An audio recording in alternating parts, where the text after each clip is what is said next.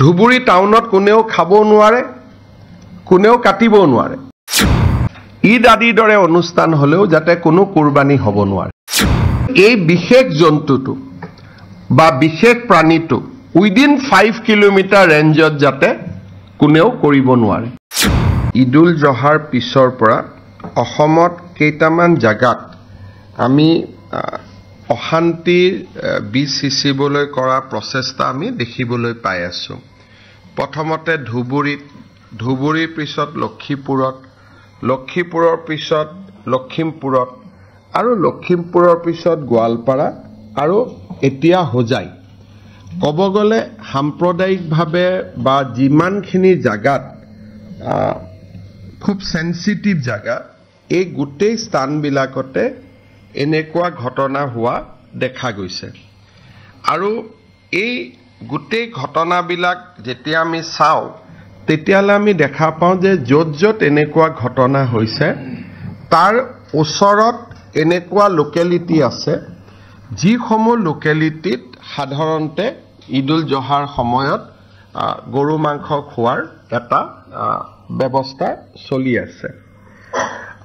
আমাৰ যিখন কেটল বিল আছে বা আমাৰ যিখন কেটল আমাৰ প্ৰিজাৰ্ভেশ্যন বিল আছে, সেই বিল অনুসৰি যদি হিন্দু মানুহ থাকে তাৰ 5 কিলোমিটাৰত কোনো মানুহে যদি মন্দিৰ আছে বা আমাৰ নামঘৰ আছে তাৰ 5 কিলোমিটাৰত এই ধৰণৰ মাংস তেওঁলোকে খাব নোৱাৰে। সেইটো আইনী ব্যৱস্থা আছে। কিন্তু ধুবুৰীতে হওক আন জাগাত আপোনালোকে ধুবুৰীত জানে যে গুৰুদ্বাৰা আটাইতকৈ দেশৰ এটা অন্যতম গুৰুদ্বাৰা তাতে আছে আৰু তাত কাষত অজস্ৰ মন্দিৰ তাতে আমি দেখিবলৈ পাওঁ। গতিকে তাৰ within the radius of 5 kilometre এই বস্তুটো সম্পূৰ্ণ নিষেধ কৰা আছে।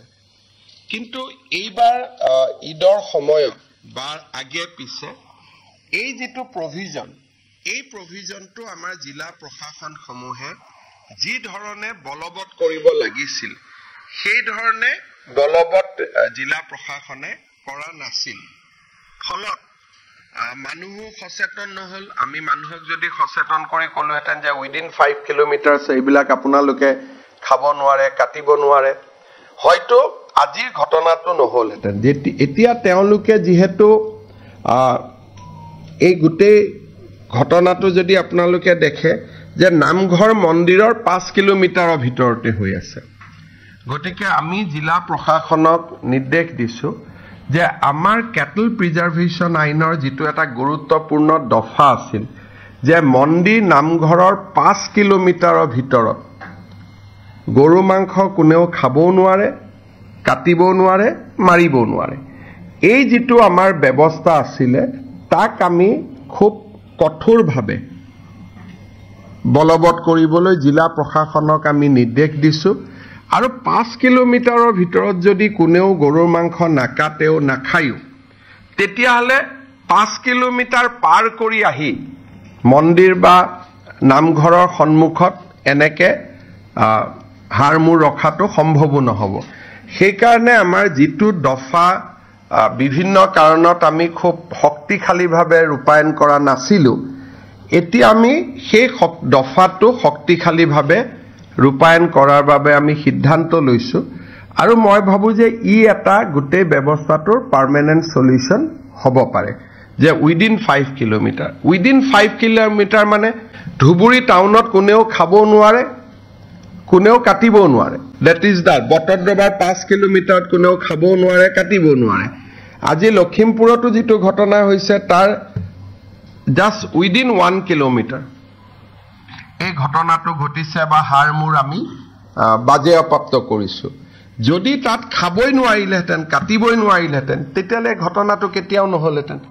সেইকাৰণে এইবাৰ আমি জিলা প্ৰশাসনসমূহক এখন আমি গোটেই SOP এখন বনাই আমি তেওঁলোকলৈকে পঠিয়াম যাতে উইদিন 5 কিলোমিটাৰ ভৱিষ্যতে ঈদ আদিৰ দৰে অনুষ্ঠান হলেও যাতে কোনো কুৰবানী হ'ব নোৱাৰে।